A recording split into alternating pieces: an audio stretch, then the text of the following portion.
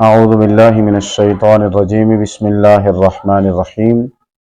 ناظرین السلام علیکم ورحمۃ اللہ وبرکاتہ۔ آج ایک خوبصورت حدیث مبارکہ کا تحفہ پیش کرنے لگا ہوں۔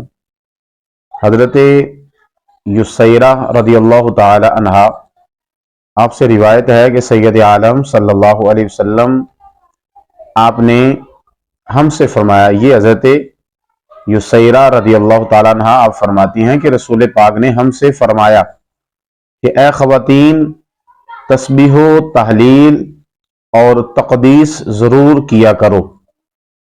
اور نبی پاک صلی اللہ علیہ وسلم آپ نے ارشاد فرمایا کہ انگلیوں سے گنا کرو، تسبیح و تحلیل کیا کرو اور اسے انگلیوں کے اوپر جو ہے وہ گنا کرو، اس لیے کہ انگلیوں سے سوال ہوگا، یعنی قیامت والے دن جو ہے وہ سوال ہوگا اور انہیں بولنے کے لیے کہا جائے گا۔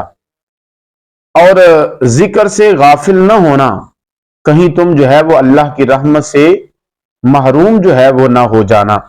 تو نبی پاک صلی اللہ علیہ وسلم نے اس حدیث مبارکہ کے اندر جو ہے وہ تسبیح و تحلیل کا اور تقدیس کا جو ہے وہ حکم ارشاد فرمایا۔ تسبیح کیا ہے؟ سبحان اللہ کہنا، سبحان اللہ و بحمدہ، سبحان اللہ العظیم، یہ تسبیح کہنا ہے، سبحان اللہ سبحان اللہ۔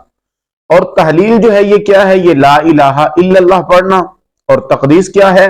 یہ سبحان الملک القدوس سبوح القدوس ربنا ورب الملائکۃ والروح، یہ کلمات جو ہے یہ پڑھنا، یہ تقدیس کہلاتا ہے۔ تو نبی پاک صلی اللہ علیہ وسلم آپ نے یہ حکم ارشاد فرمایا، اور حضور نے فرمایا کہ تم اپنی انگلیوں کے اوپر جو ہے ان کو گنا کرو، کیونکہ قیامت والے دن انگلیوں سے سوال ہوگا۔ اس حدیث مبارکہ کے اندر یہ ترغیب دلائی گئی کہ تم نے اپنی انگلیوں کے اوپر گننا ہے۔ اب انگلیوں کے اوپر ہم گنیں گے تو جب اللہ قیامت والے دن ان سے سوال کرے گا تو یہ انگلیاں جو ہیں یہ بتائیں گی، یہ بولیں گی اللہ کے حضور میں کہ مالک، یہ تیرا بندہ یا بندی جو ہے یہ میرے اوپر تیرا ذکر کرتا رہا ہے۔ اب اس وقت کے اندر جو تسبیحوں کے اوپر پڑھا جاتا ہے دانے والی، یا جو ہے گھٹلیوں کے اوپر پڑھا جاتا ہے، اس میں بھی پڑھنے میں کوئی حرج نہیں ہے، یہ جائز ہے، یہ صحابہ کرام سے یہ بھی ثابت ہے۔ لیکن اس حدیث مبارکہ کے اندر نبی پاک صلی اللہ علیہ وسلم نے جو حکم ارشاد فرمایا وہ انگلیوں کے اوپر گننے کا جو ہے وہ حکم ارشاد فرمایا۔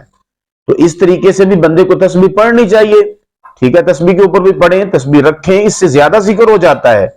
اور شماروں کے اوپر پڑھنا، گٹلیوں کے اوپر پڑھنا بھی کوئی حرج نہیں ہے، جائز ہے۔